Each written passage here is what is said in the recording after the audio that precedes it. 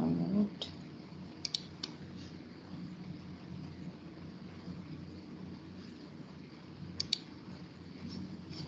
Yeah. Are you able to see the screen? Yeah. Yeah. Okay, great. Okay. Yeah. So, so last time we spoke about one of the institutions, that's the religious institutions, that is the temples, and in depth we spoke about the Parthenon and how even Greek architects perceived the space, and how the whole intention was also, or rather the realization of, that the human vision itself is a flawed one, and to make that correction, the optical correction, how the tweaks were done in the architecture.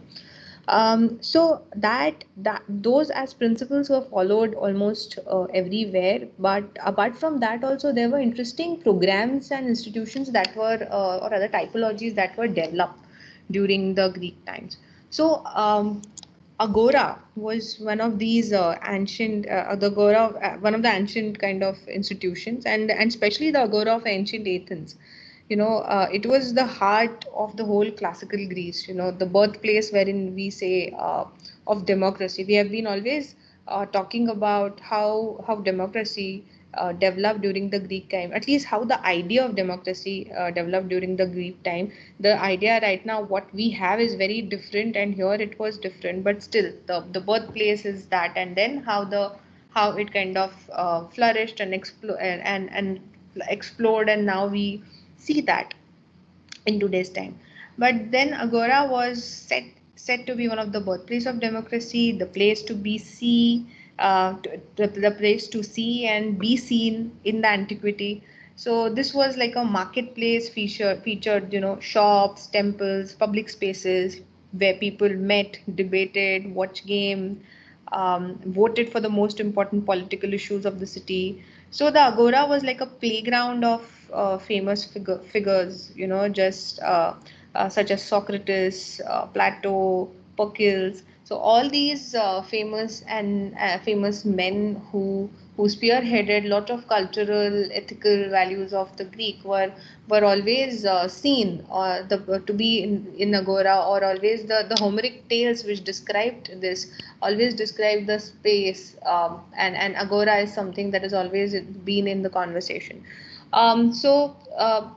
Apart, so like a marketplace or a public square of the ancient Greek city, surrounded by many public buildings and porticos, and commonly used as a place for popular or political assembly.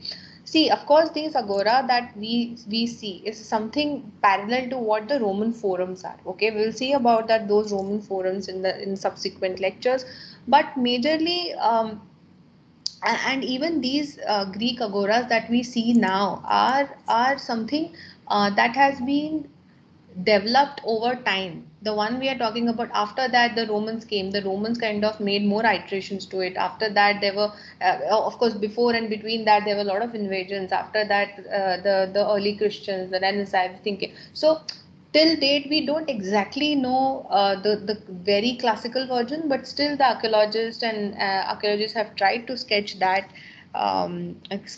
in their resources. So however, the Agora of the Athens was not a rigid space, and it changed throughout the more than 5,000 years of history. So particularly under the influence of Roman time, as I said, and over the century, it was, covered by earth and invaded by houses and churches, to the point that until till I think 1930, when the American the American Institute of Classical Studies started their main excavation and studies over there, then it was kind of explored. The Athenian Agora was really then where it was located, how it was kind of explored. So yeah, as I said, that will come to these the famous men, or the famous figures in the Greek, which were there and are very much associated to the place.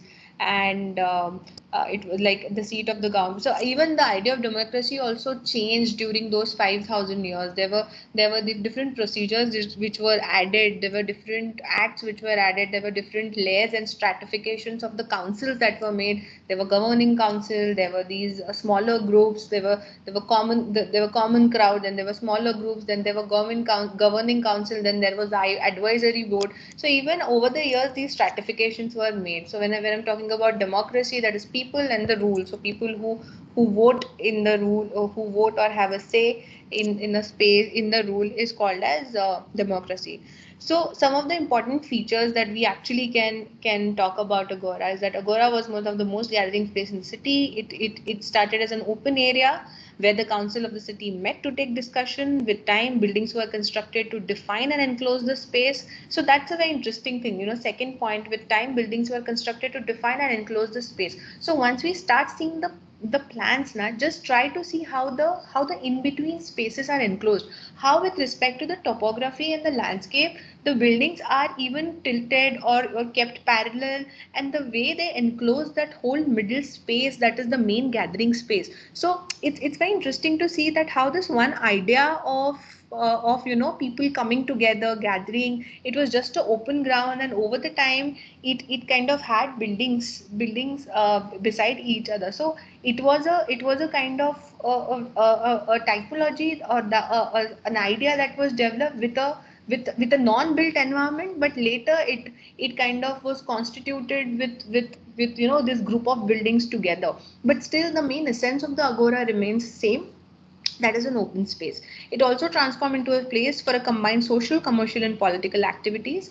It emerged as a heart of Greek intellectual life and discourse. I mean, it was a daily routine, or a daily day in a Athenian's life, wherein so particularly we all know that when we were discussing about the daily life and how it all started, the culture of Greek. So the men majorly had their social life, which was out of the house, and the men and women didn't have same social life, or rather a parallel social life. So the women were always inside the houses, taking care of the house, the kids, even looking after, or rather instructing the slaves which were there. And men were mainly the one who used to go out, maybe bring stuffs, go to the agoras, go to there were these high teas, there were wine and dines where only men were there. And during majorly when they came together, the lot of political, social, cultural debates, or rather what happened in the main hearing, then you create your own silos and your own groups, and then you discuss that. So that was important, one of the important kind of activity, or important event that was going on. So it emerged as a as a heart of Greek intellectual life and discourse. It was usually located on a flat ground for the ease of communication. So it was also placed to be easily accessible from all direction. In many cities, it was also located, close to the Acropolis.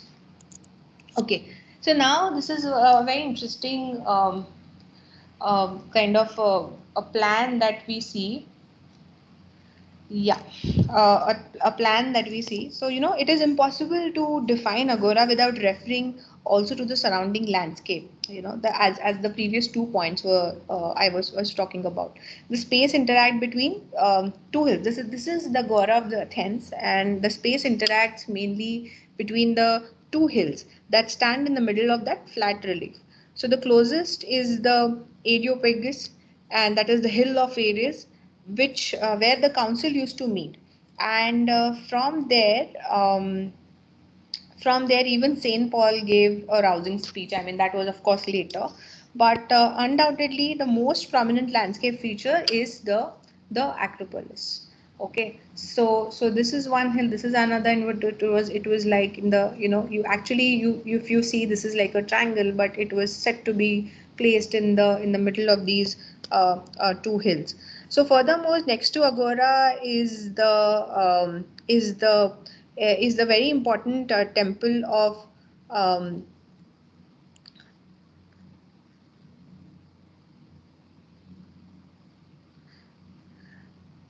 hello. Hello. Yeah, sorry. So, and in Agora, of course, there were many important temples which were also located. So the Agora of the central market. So if you see when I'm talking about this is how the whole group of buildings stands, and the major um, the open space here, that is mainly the marketplace or the Agora. These are the stua, that is called as the stua. These buildings which are linear building, they are called as stua.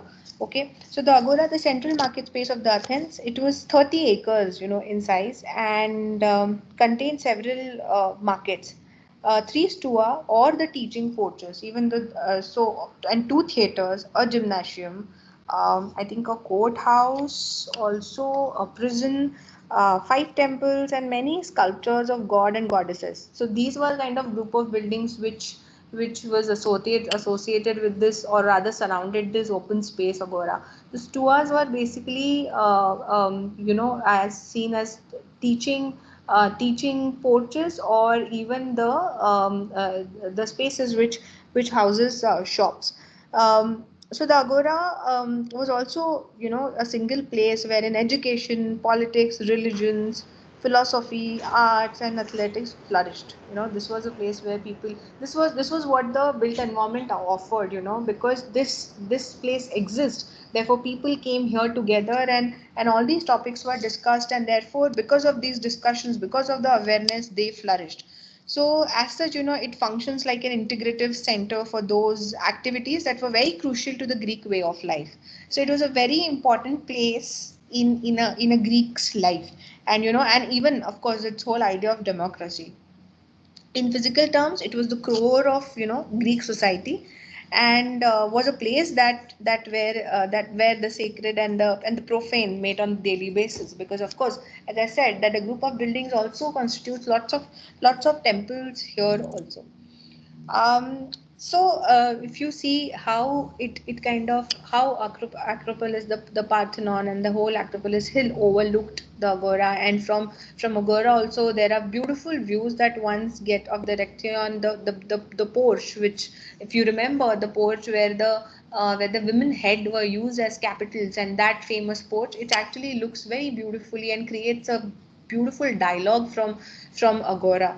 And that's how, even when placing the buildings, and while looking at these scales, the Greeks, the architects, the Greek architects made it very sure that every building will have some kind of connections with each other. So even the way the buildings were placed, of course the landscape kind of governed a lot, how those buildings are placed, but also this sensitivity towards the context and towards what is there beside also was one of the very important aspect of the Greek architects. So this was laid out mainly in 7th century BC and developed in 5th and 4th centuries, with the construction of the temples of Zeus and Apollo.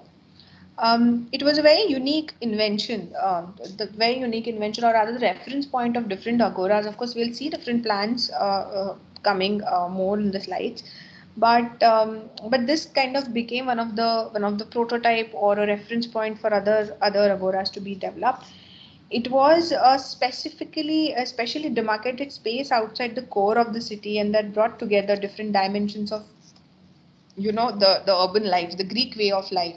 And though often called a public space, it was much even a religious space as of a social one, because you see one of the key temples overlooking the agora, that is the temple of Hapsestus. So and that temple, or rather that presence of that particular temple, is one of the important meant to the bronze casting in the Athenian economy. So you till now that the Greeks associated themselves for any activity, or rather there are gods associated in Greek mythology for any activity that is going on. So even for a very small activity, like like the invention of the bronze, or rather bronze casting in the Athenian economy, that was also associated with the god. So it was set on a hill not to the west, in the elevated presence of the whole and soul, signifying kind of presence. Okay. So one thing, the agora was also, the site wherein a small shrine is also located. This shrine is basically named after a daughter of Leos, who was sacrificed to save the city from a terrible plague. So even there are these small kind of stories and narratives which are associated, and because of that, even how the whole space started getting built. Okay, and this is what a very typical plan of the Stoa is, and there are this is just a long colonnade hall. The columns, as and when it was made according to that time, were Doric or Ionic, and even the Romans also came and constructed after the invasions were made. This were destroyed. Even the Romans came and constructed a lot on this. So yeah, this was one of the important plan. These are some of the internal images. This is how, if we see the this is the one of the main Stoa. This is the whole Google image of the whole setting. Stoa, the Parthenon. These were some of the models which were made. So from these you actually understand how these in between spaces are negotiated, how the whole idea of, you place, of course, this is the more advanced model. I think this is the Roman times of the same Athenian agora. But how there were buildings constructed, even you see how these linear buildings are constructed. One can actually start charting the access to the entry to the agora, and this whole kind of then meets, if you can see, this whole axis then meets to the Parthenon. So the whole crafting of this experience from one built environment to another was very important to the Greeks, and that was given a lot of importance. Okay, even the way the heights were managed, the so that nothing supersedes another, and of course the distance between two buildings, set of scales of perceive. So the scale how you perceive the buildings also kind of are remaining, um, to that particular remains to that particular goal. So this is a picture taken in the front of the temple, showing the Gora, and in the forefront and the Acropolis immediately behind it. So this is all the open space and the Gora. Of course, a lot of buildings have been destroyed, and then in the backdrop you see the Parthenon. So as I said, that the Erectheum are clearly a dialogue, from Agora below the Acropolis and the mountain, the Erectheum and the Agora. That's actually clearly a dialogue. There are lots of videos available. You can actually see. It's just a fun exercise if you want to locate, and if you want to see. Just it's interesting to map these spaces. Like for instance, these spaces, and create these. There are different Nolly diagrams also available. So you just see this whole combination of positive negative spaces which are developed here, and the scales which they are, they kind of complement each other. So this is a image of one of the this is the temple. This is one of the important temples there, and the image you can see from the Agora, again the Acropolis. Um, this is, I think, one of another agora in the Prene. But you see the way the city was developed, a very planned city. I think we talk about one of the planned city, that is Miletus, last time, and here also Prene was whole planned rebuilt city, and the way the city is rebuilt, of course, it has its influence on the buildings that are built. So here we see not organic but very geometrical kind of setting, wherein the buildings are just kept beside each other with a very conscious kind of, in a very conscious way, wherein these two are the distance between the two buildings, the sizes of the building, the size of the amphitheater here, the length and the breadth of the agora, and the stoa. Okay. And again, this is Pergamon.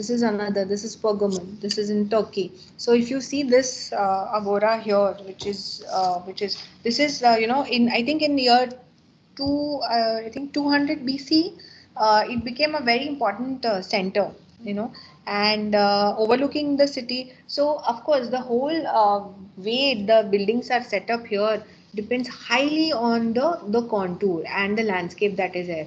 Even this has its Acropolis, and this has a Parthenon. This city also has its own Parthenon built. So the whole agora actually overlooked the Parthenon, and similarly these, of course, as I said, it was always associated with temples. It was more even of a religious and a social space both.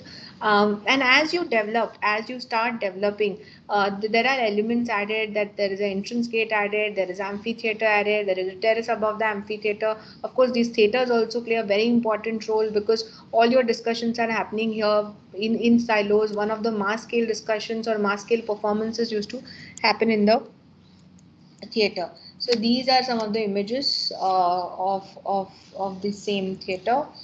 And yeah, I mean, when talking about the theater and the amphitheater, the Greek drama, the word theater has come from theatron, which means a place of seeing or viewing place. So Greeks were very conscious and very kind of developed, or they had a very meticulous thinking when we talk about the Greek drama. And that was developed, or rather, it when it went towards the Roman times, it was highly developed, and the same thing Roman kind of adopted. So the ancient Greeks took their entertainment very seriously and used the drama as a way of investigating the world they lived in. So there were lots of questions that were asked, and what it meant to human. So through dramas, there were a lot of these life questions which were asked, or there were lots of things which were, or rather, the societal rules or what we are following, that was all questioned. A thought-provoking exercise was actually the drama was, and there were three major genres. So one was drama, comedy, and style. So and the most important of all was the tragedy. And Dionysus, the god associated with theater. So the first theater, or the theater in the essence, is the theater of Dionysus. And the Oedipus the King is one of the major tragic dramas. So here is this interesting thing I found, that in Greek dramas, they were very less skilled actors, and so one of the important things they used to do is wear mask. So what happens is, one actor can come multiple times and perform. Okay, and majorly, so sorry for this text, but I thought that's a very important kind of information here. So the Greek theater masks were made of stiffened and painted linen. So no survived the present day, but we only know that they looked like this because the theater was so popular in Greek and the Roman times, that even in today the models of actors and the sculptors are made, and the masks were made in other materials, which is as terracotta, stone, bronze, just to kind of archive it, or the idea of whole sculpture that even developed during the Roman times. So what these masks exaggerated were, these typical features, like for instance, here there's a white grin, so this is, I think, a old man. So he has a white grin, furrowed brow, bald head, and wears a wreath with ivy leaves. So even the mask kind of shows the way people lived, the way they perceived themselves, the way they saw themselves. And of course, the masks worn in tragedies were very different, with idealized features that were set in calm, serious. So this was a very unique way the drama actually happened. Through these masks, you had these prototypes, you just wear it, and that mask kind of tells the audience that what kind of drama is going on. So now, coming to that, a very interesting kind of thing is that, yeah, there was a survey made, and you can see that there was lots of theaters that existed during the Greek times. I'll post this link. It's a very interesting exercise done by one of the institutes, wherein they wanted to showcase the exhibition of the Greek theaters. So they mapped all the Greek theaters on the map, and I think when you click one, you can of course read more about it. So I'll definitely post the link. So many of them existed in the coast of Turkey, to it extends till Malta. Um, Coming, because we were just talking about the Pergamon. So this amphitheater also is a very unique kind of amphitheater, and it was it is again, the theater is resting against, the slope of the mountain, and it is one of the most spectacular, before the one more we'll look at, because it was originally constructed in 3rd century and again rebuilt in one I think 200 BC, and then refurbished during the Roman times. The cavea or the auditorium, of course, we'll see these vocabularies again, but the cavea means this or the whole seating space that we have. Um, Forms apart the natural contours, and it has, I think, room of 10,000 spectators. Okay. The comparison of this theater with the Preni, if you see, we go back here, this theater and the theater here, it's a very kind of um, different. I mean, because the way the city, newly constructed city, and again here it's again a city which came into power, or a Greek city state that came into the power. Even that's how the capacity and the setting and the ambition also changes. Okay, so yeah, yeah, coming back, yeah, these are some of the aerial views of some important theaters. So it was fun to kind of see these and see how spectacular these theaters were. So Epidaurus is one of the important theaters which we will definitely see, because it was considered during the Greek time as one of the perfect theaters, and which was the zenith of that time for the theater architecture, the theater technology. Then Delos, again one of the important, a very grand theater, but unfortunately lies in ruins now. This was a very primitive kind of stadium which was developed to play different games. Okay, and then this idea was then later magnified to this whole idea of amphitheater. Of course, don't forget the Olympic Games that of course we spoke, and that was also very much important part of the agoras and even the stadiums. Okay, so yeah, so one of the important aspect of these Greek theaters are this vocabulary. One needs to kind of know this. So the stage, that is the scene, the orchestra is the central circular part. Okay, the cavea is basically all these seating arrangement, and of course these, if you can see the gangway, which is the diazoma. So these vocabularies mainly they differ from author to author, or from historian to historian, but that's okay. We just need to understand the most partial relevance of it rather than getting into the etymology of it. Okay, so entrances to the spectator. So this is a very important kind of a slide, and you should actually, we all should know, because the references of these vocabulary will come. So the open antique theater kind of signifies the initial meeting point between architecture, yeah, so between architecture, acoustics, and the theatrical act. So because of their love and so much, taking theater so seriously, and this whole idea, so all these ideologies actually came through discussions, developed over the time. Nothing was kind of born so flamboyant when at the starting point. So the simple structures consist of a large truncated cone-shaped stepped audience area, that is the clavia against the like this. That's what we spoke. And the flat stage area, the chorus, where this is the orchestra, and the stage building. Um, and yeah, so I will just take a minute here, pause, and would like you to see this. Just please tell me if you are able to hear the sound. Just say yes or no. Okay, are you able to? Yes.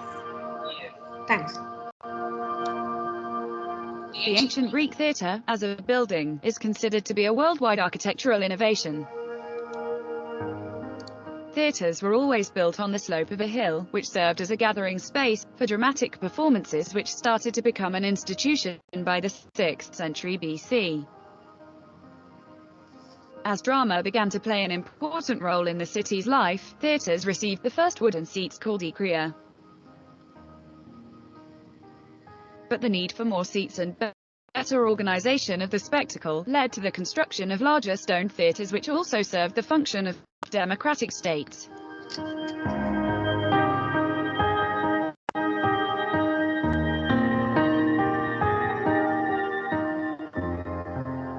The ancient Greek theatre consists of three main parts: the colon, the orchestra, and the skene.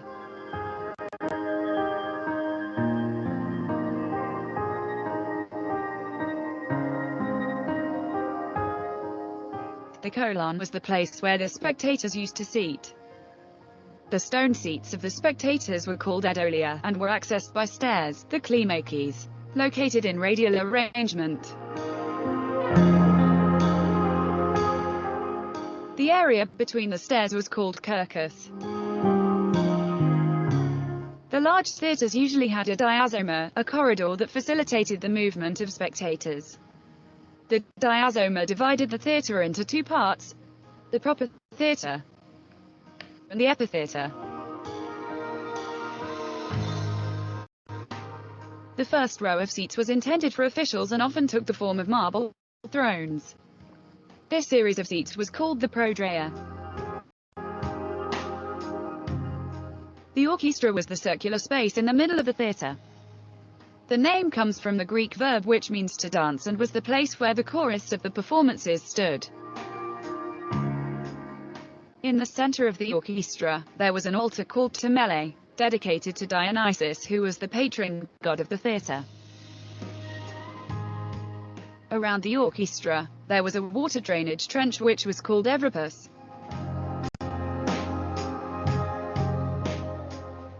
The skene building was the actual stage where the actors stood and had a complex function. It was used as a storage space, as a dressing room, and as a backdrop that was transformed depending on the play. To the right and left of the skene were the paradoi, the entrances for the spectators and the actors too. The skene was divided into sections. The paraskenia were the two protruding wings, which served as a storage space. The proscenium was usually a colonnade, located on the facade of the skene. Its top was called logion, and was the actor's area of performance. In the larger theatres there was an additional level called theologion, used for the appearance of gods.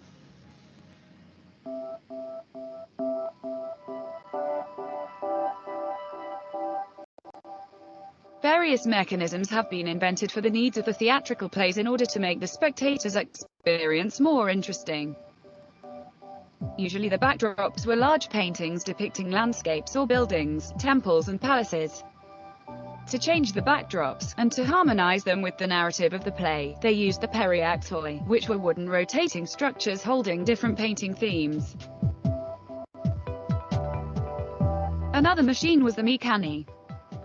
It was a small crane lifting the actor who played a god, to create the illusion of flight. From this came the expression, deus ex machina. In the tragedies they never showed violent scenes to the crowd. The effects of violent events, such as murder, were shown on stage with a moving platform, the ekiklima. In some theatres there was the Chaironian stairway, an underground tunnel leading from the scene to the orchestra, and used for performances of characters associated with the world of the dead. Another mechanism of sudden appearance of characters was the anapiesma, a wooden platform that lifted the actor up and made him almost magically appear on stage. The ancient Greek theatre, with its architectural structure and technology, has contributed to the better expression of the ancient drama, and its survival until today.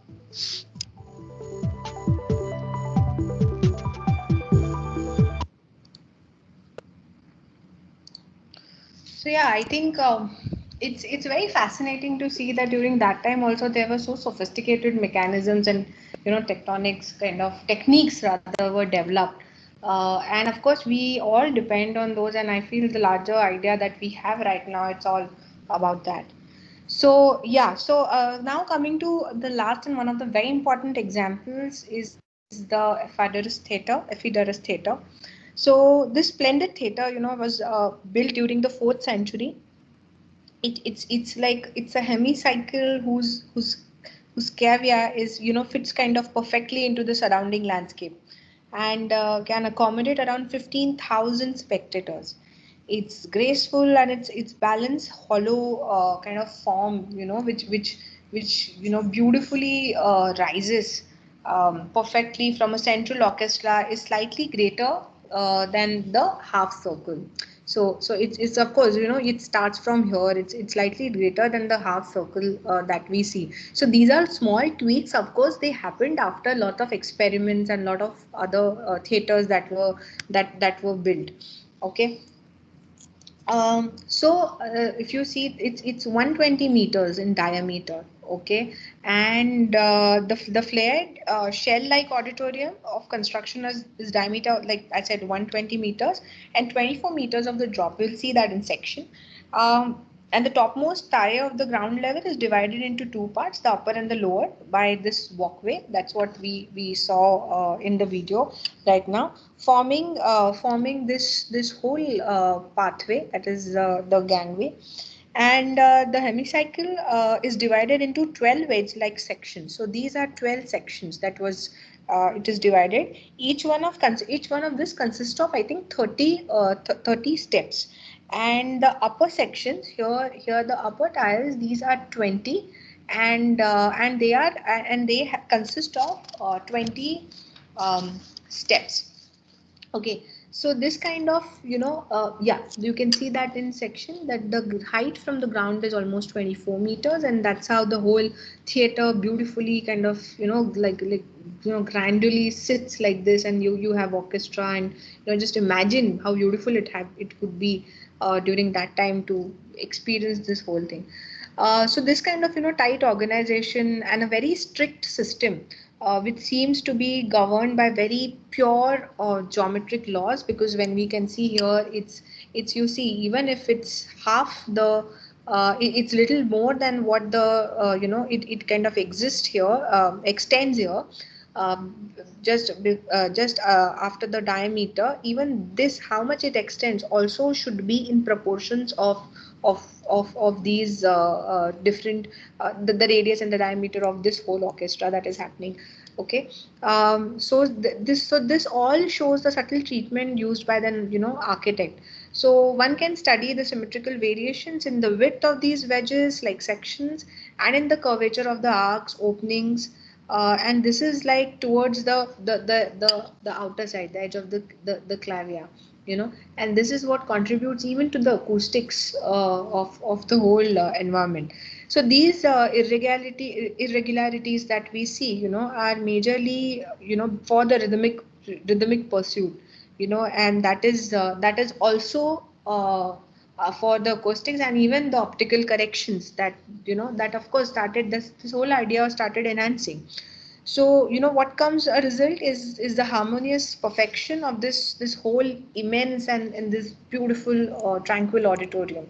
So the way the steps were arranged, the seats were arranged. Of course, a lot of them is damaged, but you can see the remains and the ruins of it, how these seats were arranged. Till now, there are lots of amphitheaters wherein the programs are held, and still there are a lot of functions and a lot of acts, performances happen.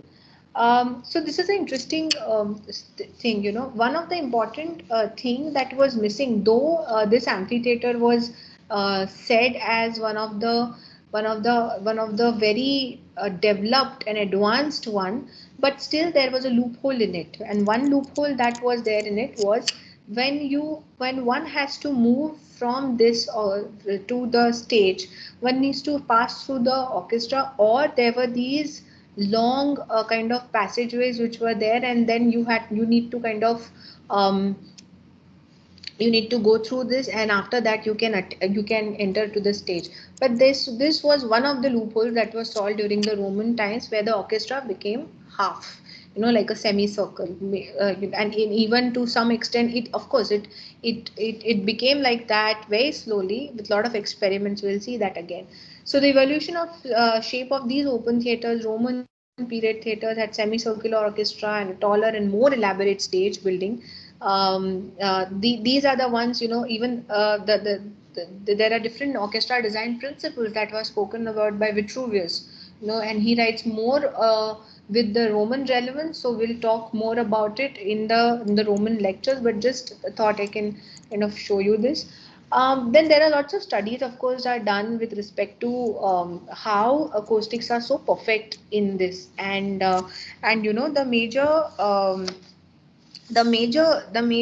kind of aspects, and especially for the Faderist theatre, is, you know, the parameters rather are the sufficient amplification of the stage sound, uniform spatial acoustic coverage, low reverberation, then enhancement of the voice, all contributing. So all these things, what I meant to say, that all these sophisticated things which we see right now were thoughtfully curated by the Greek architects during that time, and all contributing to the perfectly intelligently the way the seats are. So you know this was, so if the diameter, you know, is 120. So each sound, each click, each sniff, everything was clearly heard by towards the distance of almost 60 meters.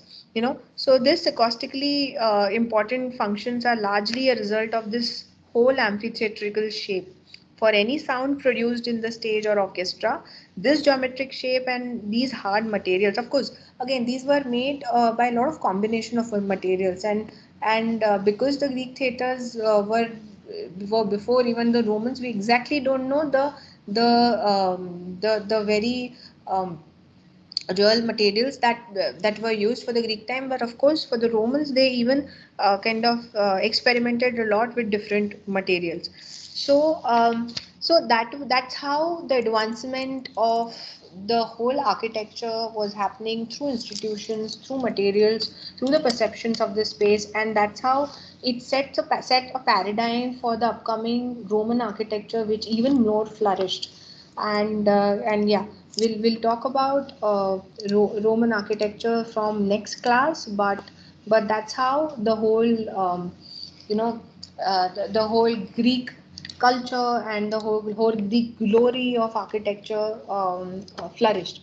So there are lots of important videos, not important, rather interesting, I will say, which, and there are they're very nicely done. They're animated. They tell you a lot of concepts in very simple manner.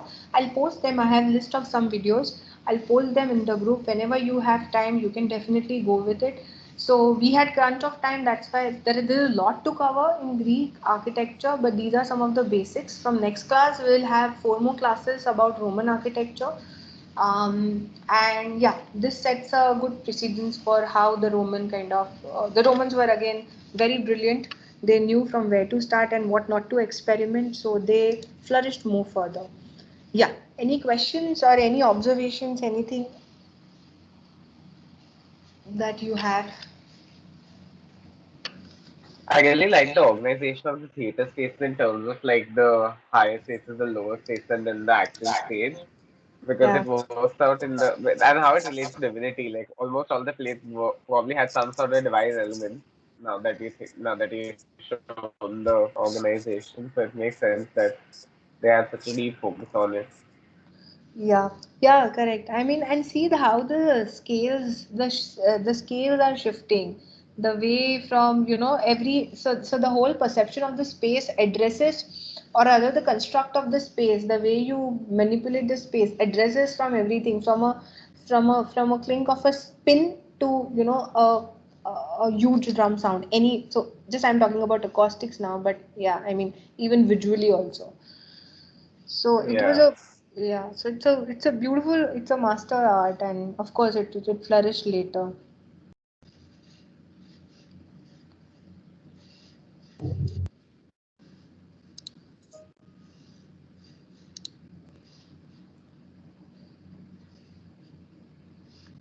Yeah, yeah, yeah. Because there were a lot of other natural, or rather different catastrophes which kind of came, and if one right now we are in pandemic, okay, and we hardly can do anything.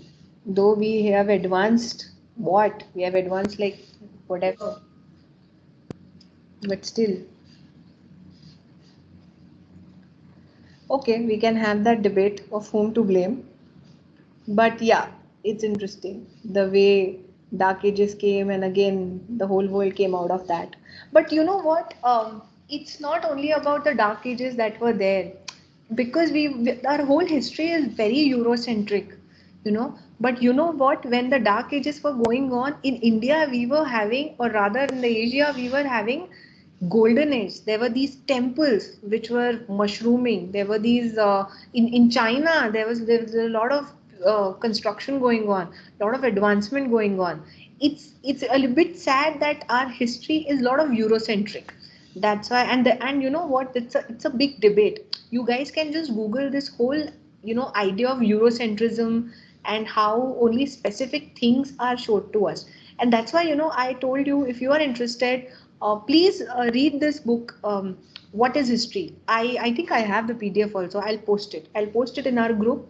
So whenever you have time in holidays, you can just read that. And that book kind of presents a very interesting argument on, you know, what to believe and what to not, and how the history is tweaked depending upon who the historian is. Okay, so yeah, but that's an interesting one about the Dark Ages. Yeah, because if you look at even like in India, if you look at the actual discussion of history in India, you take away India out of it because obviously we'll discuss Indian history in India, and it's just Europe and America Yeah, yeah. I mean, so that's outside of why India. it's not even India, I will say, but you know, the Chinese Valley civilization. It is such a important civilization, but no one is talking about it. No one knows about it. We just every time study in this Mesopotamia, and we are done.